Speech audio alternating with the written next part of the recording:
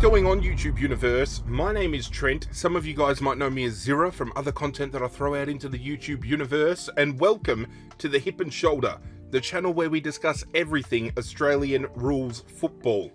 And I suppose the first week of the season is in the books, even though many of us aren't regarding round 0 as part of the season, even though only 2 games went down because 2 were postponed. It is a fucking shambles. It is a mess. They held a vote on the SEN radio station on all of their social medias, and close enough to 95% of the votes came back with a resounding no in answer to should round 0 be a thing. Since then, Laura Kane, that bitch that holds position within the AFL for some fucking unbeknownst reason, has come out and said, basically, in layman's terms, you all can get fucked. We're sticking with open round and we're doing it for years to come. I don't know how I feel about that. I've been very anti-round 0 since it was brought into the mix, and I know a lot of you guys at home are kind of against that as well. And I think Jimmy Bartell, brought about the best solution for round 0, and I'm going to kind of tack onto that and kind of turn it into my own spin. If they want to do round 0, if they want to do a dedicated round where we expose games to states that might not have, as much exposure to AFL, it needs to be a competition-wide event. It needs to be every single state in Australia holding at least 1 game minimum to achieve that. I mean, we go to the Gold Coast, up in Brisbane, we've got the Gabba, we've got People First Stadium. We go to New South Wales, we've got NG Stadium, we have the SCG. Down here in Victoria, we have, Geelong's Stadium, if they want to use that. We've got Marvel Stadium, we have the MCG. Tasmania, when they come into the fold, are going to have their own home ground. South Australia, we go to Adelaide Oval. Over in Western Australia, we go to Optus Stadium. We can have a competition where round 0 is comprised of games held at every ground available in every state, and we make it a state-wide event, kind of like a gather round, but instead of being in one particular area, we're nationwide, and mix it up. Throw teams into the mix that don't fucking usually play certain places. Have Geelong host a game in Geelong and have Collingwood play them, because Scott Pendlebury has never played a game down in Geelong. Over in Perth, you could even open the year up with Fremantle versus West Coast for a Western Derby. Down in Adelaide, you can have Adelaide and Port Adelaide host 2 games over that weekend. You can do the same in New South Wales. Do the same in the Gold Coast. Have maybe 1, if not 2 games down in Melbourne. Utilise Marvel with maybe St Kilda versus the Bulldogs, and utilise the MCG. Have Richmond Carlton open up the season that way if you still want to go down that route. It is possible to make this work. The AFL, though, and I've coined this phrase many times before, the AFL will continue to be ran like a circus while clowns are still in power. I said it. With that out of the way, there were 4 games to be played, but obviously Cyclone Alfred threw a spanner into the works, and the 2 Queensland-based games were relocated, at later parts of the season. I still don't know how I feel about that, because Essendon and the Gold Coast are now playing each other at the end of the year, but still have early buys at the start of the season, and that's something else that we need to really take into consideration as well. The teams selected for this round 0 opening round, whatever you want to call it, get an advantage by having that extra buy up their sleeve. They get more of a rest than other players in the competition are going to get, and it starts to bring about a conversation as to whether certain teams are getting a better rub from the AFL if they're the same teams consistently popping up for opening round. This is the 2nd year in a row, I believe, that we've seen Collingwood versus GWS, for example. As I said, though, there's solutions around making it better. Let's hope if they're going to stick with it, at least they can make it more interesting moving forward. The round opened up with Sydney hosting Hawthorn at the SCG, in a game that saw Hawthorn run away with a 20-point lead. Sydney 11 goals 10 76, Hawthorn 14 goals 12 96. Both teams with plenty of opportunity in front of goals, and it could have been a bloodbath in the way of, Hawthorn kicking straighter. It would have been a more narrow game if Sydney had taken their chances. This, however, is a game that spoke two completely different tales and brings up some very contentious talking points for both teams, I feel. For Sydney, the lack of outside run in the loss of Errol Goulden, I think, was pivotal. And I think people are understating just how much this game exposed Sydney for, you know, his omission through injury. Just not just his run and carry and his ability to win the outside ball, but his delivery by foot inside 50 was something they severely missed as well. There was no connection between that midfield and forward group. It was very non-Sydney-like in the way that we've come to expect Sydney to play, especially based off of, you know, the previous 12 months. We saw them come out of the gate strong last year. I really thought they would do so again to kick this year off. It's still early days. We're only one game into a 24-25 game round, you know, season. But, man, it was a hard watch. And, you know, they're not without fault, because Sydney really did arm wrestle the game back within, you know, reach. They had it in the palm of their hands, and Hawthorn just put the foot on the gas and kept on pushing. And I think it was based upon their defensive structure. And I'm going to go early crow. One game into the season, Hawthorn very well may have one of the best, if not the best, defensive 50s in the game heading into this season. You've already got James Sicily, an all-Australian defender. You throw Tom Barrass down there, you throw Josh Battle down there, two incredibly strong and powerful bodies, especially when it comes to interceptability. You then throw your smaller backmen behind them, the rebounding defenders. You have Massimo D'Ambrosio, who plays off of a wing, but was transitioning back into defensive 50 to get some rebound work going.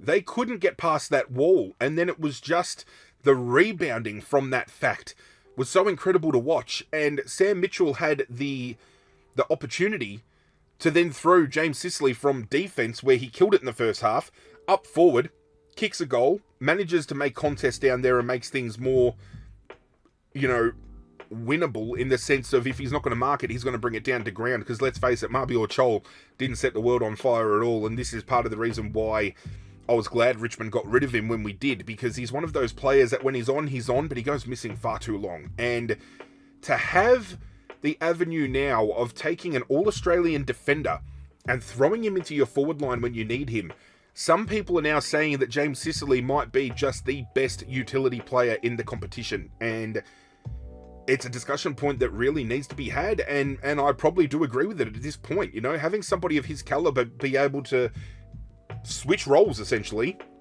and play it so brilliantly was absolutely insane to watch. And we know he's capable of playing up forward, because we saw it at latter parts of last year. But Hawthorn looked scary good. They really did. And they were kicking, you know, this winning margin without Jack Ginnivan getting involved, without Nick Watson getting involved. Hawthorn were just a completely different beast. They absolutely dominated every stat minus hitouts, and even with losing the hitouts, they still pretty much dominated the midfield game, which is not usually heard of all too much. It's almost like they were even roving to Grundy. To think that Lloyd Meek, such a still young and up-and-coming ruckman, was able to get the better of Brodie Grundy, who, you know, we've seen at his best is all-Australian caliber. It just looked like Sydney were having a very off night, and I don't know whether it's, you know, under Dean Cox's tutelage, they haven't found that chemistry again. Some new players into the team, some other players playing out of position. You had Tom McCartan playing forward. Probably should have gone back to defence, if you ask my opinion. I don't know. I don't know what's going to happen with Sydney moving forward, but Hawthorn just looked really good. I mean, don't get me wrong. The rub of the umpiring, I feel, at least when it came to forward 50 free kicks, I do feel Hawthorn did get a better look in from the umpires in that sense. They were very hot on the whistle for some holding the ball opportunities to hand free kicks for, and Hawthorn reaped benefit with getting to kick some pretty easy goals, almost dead in front. And you'd often see Sydney defenders tackling their forwards, and it was just play on. You know, when there was some very, very average, you know, attempts at getting rid of disposal, throwing the ball, dropping the ball on the ground. Again, though, round zero, people are dusting off cobwebs. Even the umpires are doing so. So can we forgive the umpires for missing a couple? We've come to expect maybe one team's going to get better rub than the other. So not really much in the way to complain, really. It was a good arm wrestle for some of that game, but it was just very disillusioning to see Sydney just so out of their element, and obviously people beating up Hawthorn as much as they have. You know, Hawthorn are now premiership favourites and all that kind of stuff. I don't know whether that's going to get to their heads, but Hockball was very much in flight to kick off round 0. Turning attention to what I feel were the best 3 players on field. There were a number of Hawthorn players you probably could have thrown under the banner, but there was one Sydney player who really stood out to me, and I'm going to throw them the one vote this week, and that goes to Matt Roberts out of Sydney's defensive structure. He had 26 disposals, which can be broken down further by 20 kicks and 6 handballs. He took 9 marks, laid 2 tackles, and had 447 metres gained. But it's just how polished he looks by foot and how composed he is with ball in hand that really caught my attention, and I do feel he's set to have a breakout this year and could be a smoky for a first-year All-Australian contender, I feel, off of the halfback flank. The 2 votes I'm throwing to James Sicily from Hawthorn, the utility man himself, who managed to get 20 disposals broken down into 15 kicks and 5 handballs. He took 8 marks, had 431 metres gained for the game, and managed to get himself a major on the scoreboard as well. And for me, man of the match, best on ground, however you want to look at it, he has been spoken about all weekend. That goes to Hawthorn's Will Day. Had a very interrupted year last year, so we didn't really get to see him flying when Hawthorn were up and about. But if this is just a taste of what he is going to deliver, he is set for a monster year.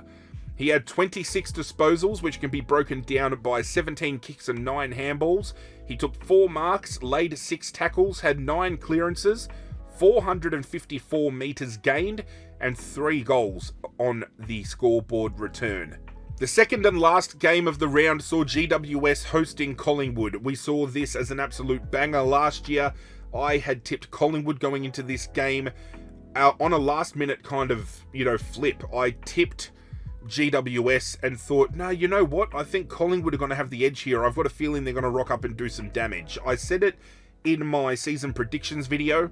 I thought the functioning forward line of McStay and Myercheck and Membry and having the smaller players like Elliott and Hill at their feet would cohesively give them something they haven't had and make them a completely different beast this year.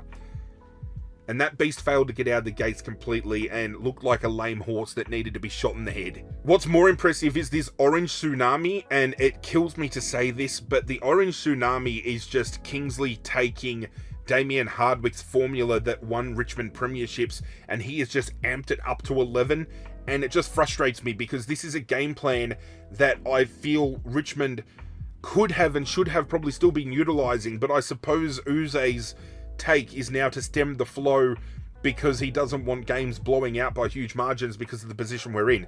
But we're not talking about Richmond because they didn't play, and I'm assuming by the way that Richmond are shaping up this year, we're going to have plenty to talk about through the season about them. But GWS looked so impressive. Their rebound work was incredible. Their speed was unfathomable. They have me so fucking starstruck that I'm stumbling over my own words. I just said unfathomable. It was just insane to see their transition work, their ball movement, how easy it was to just connect with handballs all around the ground. They looked absolutely peak. This is a GWS team coming into this season that a lot of experts have tipped to be premiership favourites, and I kind of scoffed at that when it came to my own premiership predictions and season predictions. But I'm almost convinced off of one game that I think I'm wrong. The GWS are going to be a top 4 team this year, and they did this with a very diminished forward line compared to what they could have. No Jake Stringer, no Jesse Hogan, no Jake Riccardi. They still have Tom Green to come back into their midfield. They've got a couple of younger players that play fringe roles in their forward and defensive structures to come back in as well. This is a team that by no means was at full strength and still managed to run away with a 52-point win. It was absolutely incredible, and I feel there was not one GWS player that didn't have some sort of impact on the game. We look at the stats for the game. Collingwood, dominated the ruck work because Kieran Briggs went down early and Lockie Keefe was left to do the ruck work, so Darcy Cameron went to town, and they should have taken advantage of that fact.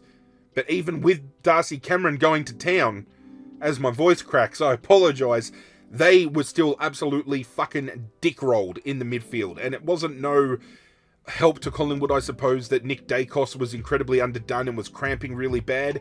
From an outside perspective, I personally feel Nick Dacos came into this game underdone and was carrying some sort of injury, and it flared up bad in this game. He went from a calf cramp to a hamstring cramp to a groin cramp, cramping so bad that his lower half was almost rendered completely useless. Now, I then turn attention to Craig McRae and the staff of Collingwood because they have a player like Nick Dacos cramping. Instead of subbing him out of the game, they try to send him up forward and keep him out there. They take Will Hoskin-Elliott off when Will Hoskin-Elliott was still fighting fit and could have played that negating role that Dacos can play. It was just mind-boggling. You know, the commentators were sitting there going, they've got to sub him off, they've got to take him off, and then they cut to Eddie Betts, and Eddie Betts is like, sorry boys, they've already subbed off Will Hoskin-Elliott and they've made their move. So incredibly stupid by them. It really was a bad look, and obviously it was shrouded in instances with Craig McRae going off at, was it Darcy Jones, I think, that got stuck into Dacos at one point?